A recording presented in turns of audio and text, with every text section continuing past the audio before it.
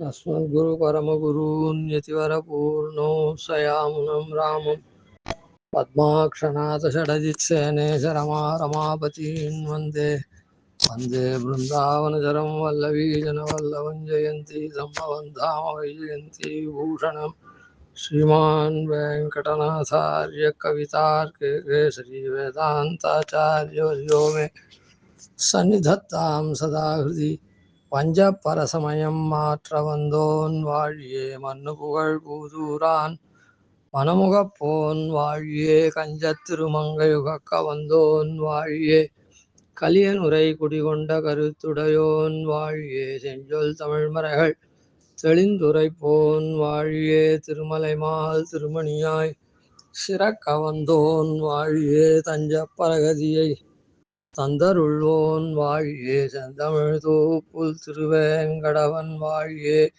பஞ்ச பரசமயம் மாற்ற வந்தோன் வாழியே மண்ணு புகழ் பூதூரான் மனமுகப்போன் வாழியே.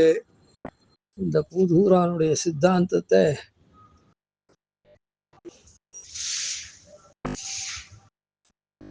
தத்துவத்திரயங்கள் சித்தாந்த மூலமா இங்க விளக்கிண்டு வர பிரகரணத்துல பரமத பங்கத்துல பிரஸ்தாவனாதிகாரம் சேர்த்து சேத்தன அச்சேத்தன ஈஸ்வரனை விளக்கக்கூடிய இந்த 4வது அதிகாரத்தினுடைய கடைசி பாசுரத்தை நாம் அனுபவிக்கணும். ஆரம்ப பாசுரத்தில் மாலை பெறவழி காட்டிய தேசிகர் வாசகத்தை நான் ஓலைப்புறத்தில் எழுதுகிறேன், நீங்கள்லாம் உள்ளெழுதுங்க. அந்த எம்பெருமான் நம்ம இடத்துல வியாமோகம் கொண்டவனாக இருக்கான். அப்படிப்பட்ட எம்பெருமானே நாமும் எப்படி அடையிறது அப்படின்னு அவனை பெற்று உய்யணுமோ இல்லை, அதுக்காக அந்த காட்டிய தேசியருடைய ஆச்சாரியாருடைய வாசகத்தை நான் வாயினால் மாத்திரம் மொழியில் ஓலைப்புறத்தில் எழுதுகிறேன், பின்னானாருக்கும் உபயோகப்படணும்னு. அதை நீங்கள் காலக்ஷேபாதிகள் தெரிஞ்சு உள் எழுதுவீங்க அப்படின்னு சொல்லி, அந்த எம்பெருமான் கடலை போன்ற சுபாவத்தை உடையவன். அந்த கடல்ல மேல்பாகம் உள்பாகம் அப்படின்னு இருக்கா போல எம்பெருமானும் ஆபாத்தத்தகா தெரிஞ்சு கொள்ளக்கூடியவனாக இருக்கான். அவன் அவனுடைய ஆழ்ந்த குணங்கள்லாம் தெரிஞ்சுக்கிறதும் இருக்கு. அதனால் அப்படி இதெல்லாம் எடுத்து ஆச்சாரியால் சொன்னபடி நான் ஓலையில் எழுதுங்கன்னு சொன்னார். அந்த ரீதியில தான் பரமத பங்கங்கள்லாம் இதான் எல்லா கிரந்தமும் பண்ணுறேன். அதை பரமத பங்கத்தை சாட்சி. முடிவு பாசுரம். சிறநிலையாம் பவத்தில் சிறிதேனின்பமுண்டுழல்வார் மரநிலை கண்டறியா மயல் மாற்றிய மன்னருளால் துறை நிலை பாரம் என துளங்காவமுத கடலாம் இறைநிலை யாம் உரைத்தோம் என் குருக்கள் இயம்பினவே. அந்த இடத்துல பாருங்க, எல்லா பாசுரத்திலையும் ஏற்கனவே சொல்லிருக்கேன், என்னுடைய ஆச்சாரியால் சொன்னா, என் ஆச்சாரியால் சொன்னா அப்படின்னு இந்த இப்படி உயர்ந்ததான ஒரு தத்துவார்த்தங்கள் நமக்கு தெரியணும்னு சொன்னா ஆச்சாரியனுடைய அனுகிரகம் வேணும். ஏற்கனவே சொல்லியிருக்கேன், மற்ற பெரிய சித்தாந்திகளாக இருக்கக்கூடிய ஒரு உதாரணத்துக்கே சொல்லுவேன், சங்கராச்சாரெலாம் இருக்கார். அவள்லாம் கூட பிரம்மம் ஒன்று தான் சத்தியம், மற்றதெல்லாம் மித்தியை அப்படின்னு சொல்லி இங்கே ஜீவனாக இருக்கமே நாமெல்லாமே பிரம்மத்தினுடைய ஒரு விகாரமே தவிர மாயினால் இது பண்ணுறதுனால மறைக்கிறதுனால அதெல்லாம் உண்மை இல்லை, எல்லாம் பொய் அப்படின்னு சொல்றா. அதுக்கு தான் சொன்னோம், மகா சித்தாந்த ஆரம்பத்திலேயே பரமபுருஷ ஔபனிஷத பரமபுருஷ வரணீயதா ஏது குண விசேஷ விரகிணாம். உபனிஷத் பிரதிபாத்தியனா இருக்கக்கூடிய பரமபுருஷன் அவளை வரிக்கல, அதுக்கு உண்டான ஹேத்துகள் அவள் இடத்துல இல்லை அப்படின்னு சாய்க்கிற வேதார்த்தங்களை சரியா தெரிஞ்சிக்காதவளை.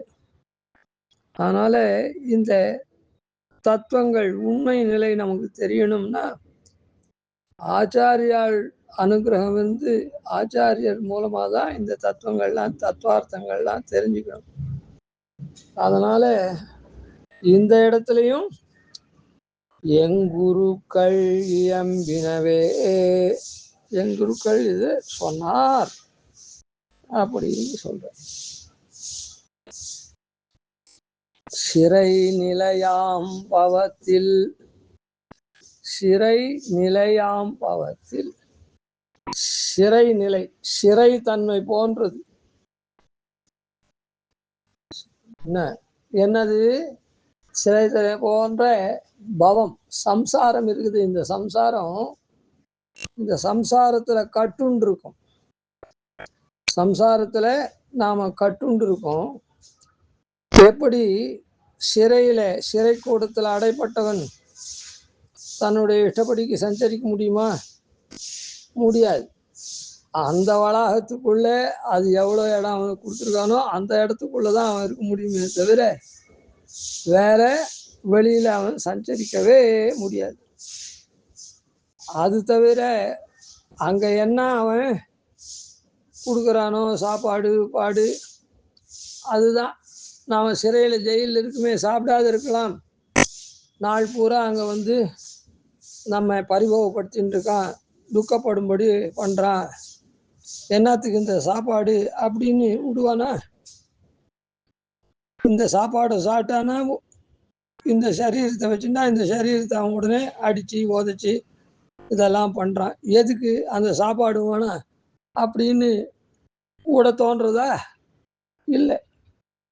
அத போலதான் இந்த நாம பண்ணின பாபத்துக்கு தகுந்த மாதிரி ஒரு சரீரத்தை கொடுத்துருக்கான், சரீர சம்பந்திகள் எல்லாம் கொடுத்துருக்கான். இதுல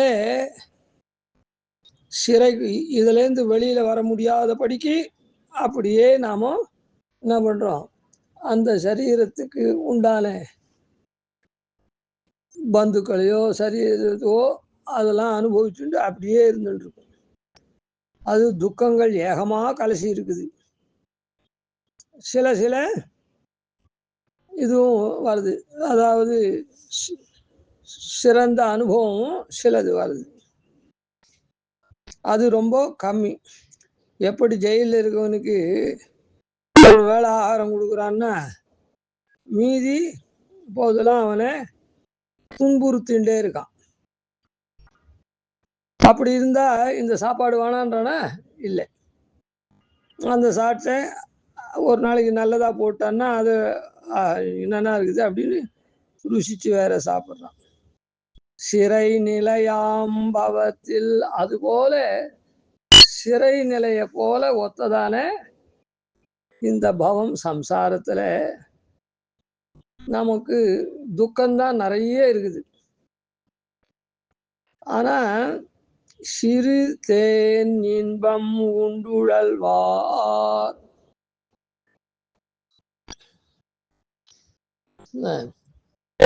ஒரு தேன் துளிய இது பண்ணா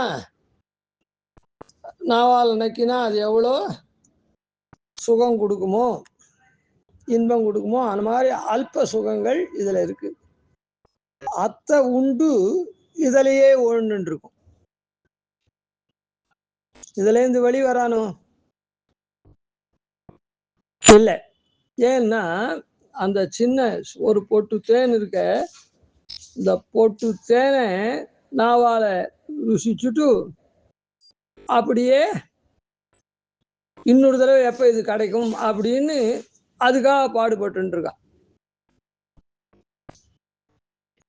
எவ்வளோ கஷ்டப்பட்டாலும் அந்த ஒரு துளி அனுபவம் இருக்குதே, அதுக்காகவே இங்க உழண்டு இருக்கான், பாடுபட்டு இருக்கான்.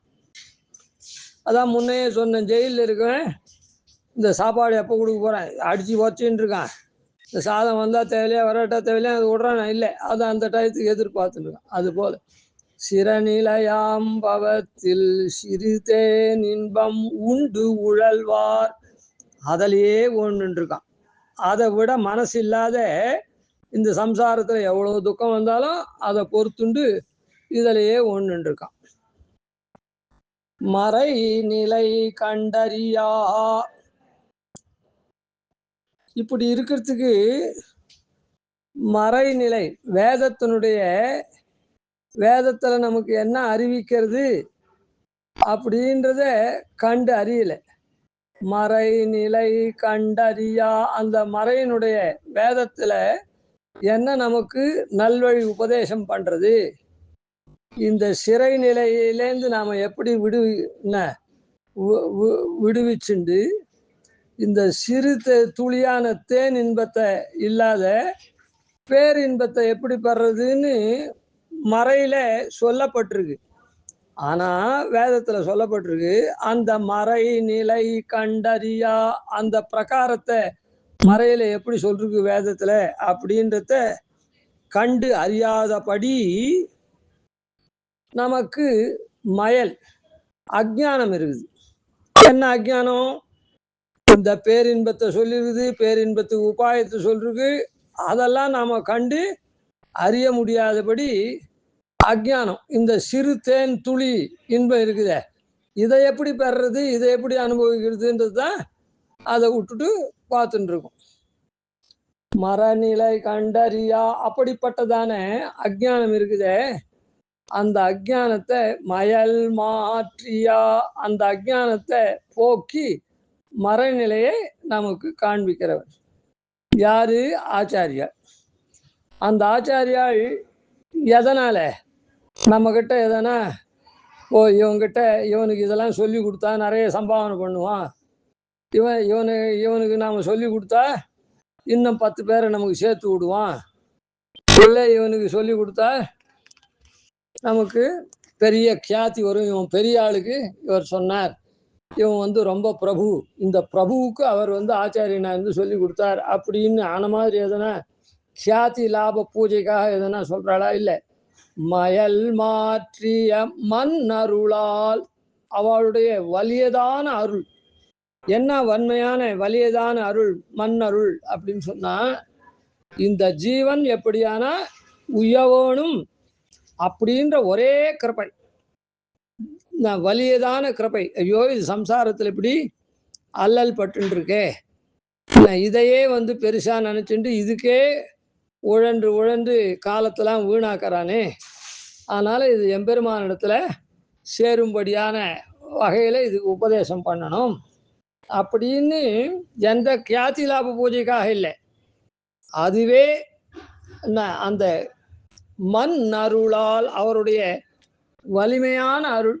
எதையுமே பயனன்னாகிலும் பாங்கல்லராகிலும் செயல் நன்னாக திருத்தி பணிகொள்வான். நம்மால் அவருக்கு பயனே கிடையாது. பயன் இல்லாட்டா போட்டோம், அவரோட கூட பழகிறதுக்கான சமமா பாங்கானா இருக்குதா, நமக்கு தன்மையானா இருக்குதா, அதுவும் கிடையாது. இது ரெண்டும் இல்லாத போட்டா கூட நம்முடைய செயல் இந்த சரீரத்துக்காகவே உழைச்சி ஓடா போறானே, அப்படி இல்லாத பெருமாளை சேர்ந்து இவன் நன்னா பெருமாளுக்கு கைங்கரியம் பண்ணணும், ஆனந்தமா இருக்கணும் அப்படின்ற அப்படிக்கு உண்டான எம்பெருமானத்துல சேர்ப்பிக்கக்கூடியதான உபதேசாதிகளை பண்றார். செயல் நன்றாக திருத்தி பணி கொள்வான் அப்படின்னு சொல்லியிருக்கு. அதனால மன்னருளால் நம்முடைய மறைநிலை கண்டறியா வேதாந்தங்களுடைய அர்த்தத்தை நாம தெரிஞ்சுக்க முடியாத நம்ம இடத்துல அஜ்ஞானம் இருக்க, அத்தை மாற்றி அவருடைய வலிய கிருபையினால மாத்துறார். அது எப்படி மாத்துறார் அப்படின்னா, அப்ப என்ன மாதிரி சொல்றார்? அந்த எம்பெருமான் இருக்கானே, அந்த எம்பெருமான் எப்படின்னா, நாம இந்த ஜீவனுடைய தன்மை என்ன? எம்பெருமானுக்கு சேஷம். அதனால எம்பெருமானை போய் சேர்ந்து பெரிய ஆனந்த கடல்ல அப்படியே நிரந்தரமா அமிர்த சாகராந்தர் நிமக்னா சர்வாவயவ சுகமாசீதா. அமிர்த சாகரம் அது. அந்த எம்பெருமான் இருக்கானே அவன் ஒரு பெரிய அமுதக்கடல்.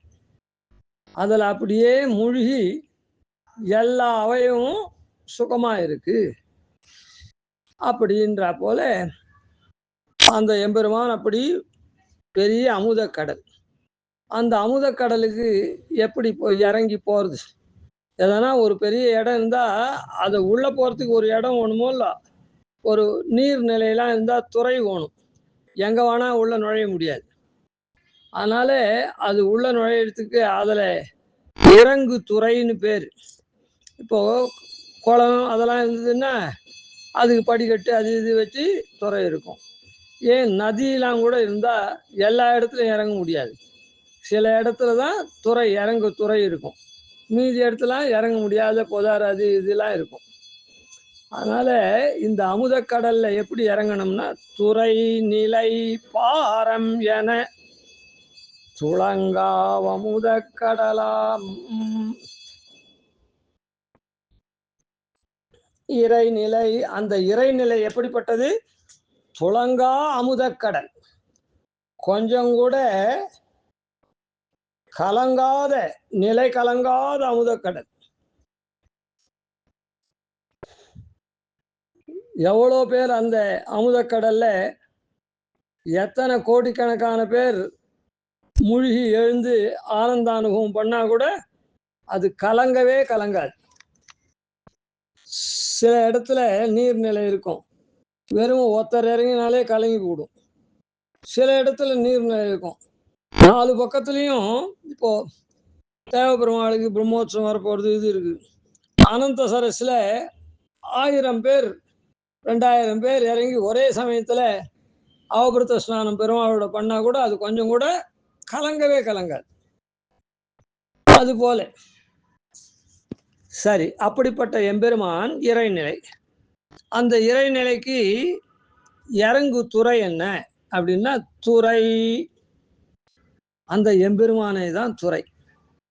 அந்த எம்பெருமானுடைய திருவடிய பத்திரமே அதுதான் அதுக்கு துறை.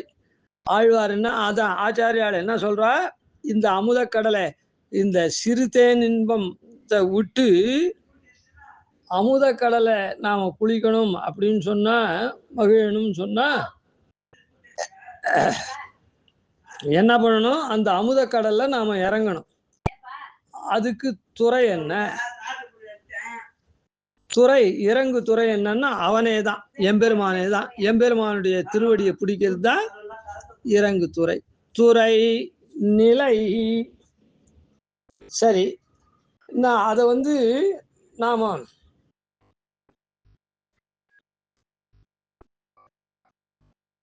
ஆமா இப்ப நாம படியில ஒரு நீர் குளிக்கிறதுக்காக அவகாசம் ஸ்நானம் பண்றதுக்காக படியில் இறங்கணும்னா படியிலே இருக்கும், நீர்நிலை உள்ள போய் நீஞ்சிடும்.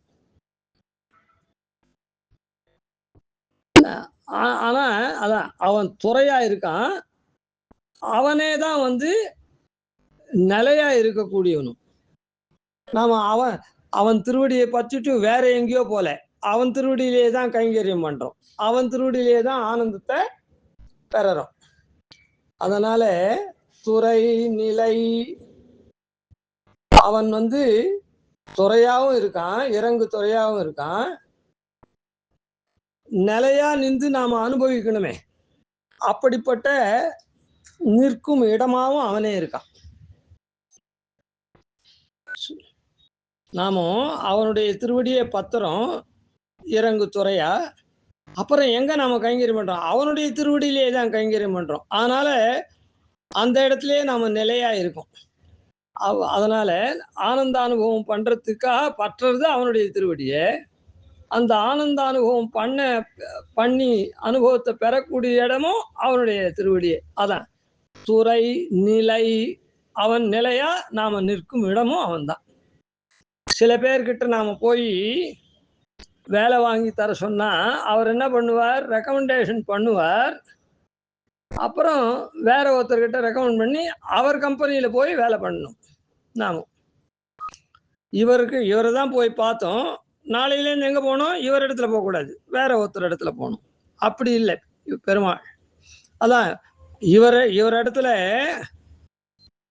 சிவா தான் வேலைக்கு போகணும், இவர் இடத்துல தான் வேலை. அதுபோல பெருமாள்ல நாம பற்றுறோம், பற்றினா விட்டு அங்கேயே தான் நின்று கைங்கரியம் பண்றோம். துறை நிலை பாரமெனா, சரி நிலையா அங்க இருக்கோம்னா இப்ப இங்க கூட தான் நாம இருந்துட்டு இருக்குமே அப்படின்னா அது இங்கேயே வா அப்படின்னு சொன்னா இங்கேயே நாம் இருக்க மாட்டோம். பாரம் அக்கறை, இந்த சம்சாரத்துக்கு அக்கறையில.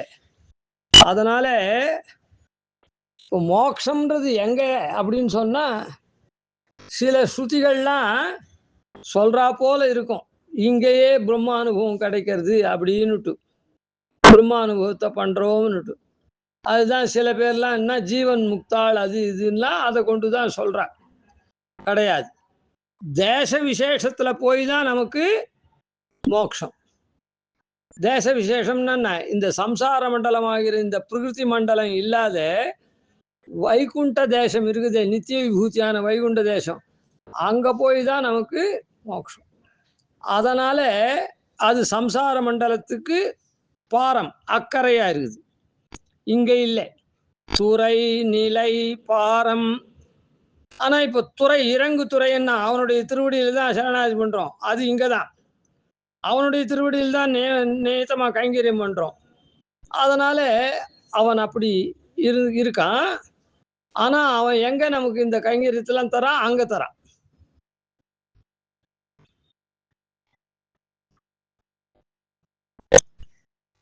அங்க தரான்னு சொன்னா இப்போ இங்க எப்படி நாம அவனுடைய திருவடியை பிடிக்கிறோம் அப்படின்னு ஒரு சந்தேகம் வரலாம்.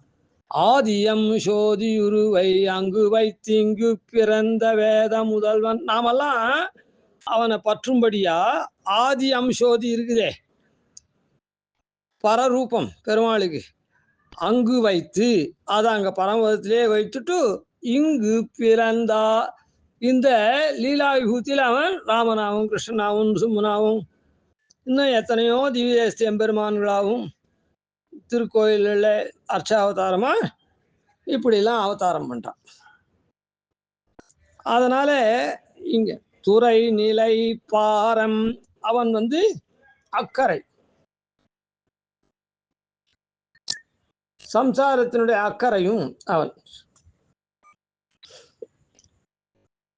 துறைநிலை பாரமென துளங்காவமுத கடலாம், அதனால கொஞ்சம் கூட கலங்காத அமுத கடலா அவன் இருக்கான். இந்த பக்கத்துல வந்துட்டதுனால அவன் அங்கிருந்து இங்க அவதரிக்கிறதுனால அவனுக்கு ஏதோ தோஷம் வந்துடுறதுன்னு சொல்லக்கூடாது. கொஞ்சம் கூட அவன் கலக்கம் இல்லாத அப்படியே இருக்கான். துளங்கா அமுத கடலாம். அப்படிப்பட்ட இப்படி பகவத் ஸ்வரூபத்தை இறநிலையா முறைத்தோம். இந்த ஈஸ்வர தத்துவாதிகாரத்துல நாமும் சொன்னோம். எப்படி ஸ்வேச்சையா சொல்லிட்டுனா, எங்குரு கள்ளியம்பினவே, என்னுடைய ஆச்சாரியாள், அதாவது இந்த இடத்துல குருக்கள்னு சொன்னார். குஷப்தா, குஷப்தம்ன்றது அந்தகாரத்தை குறிக்கிறது. ருஷப்தா தன் நிரோதகா, ரூன்ற எழுத்து அதை போக்கடிக்கிறத சொல்றது.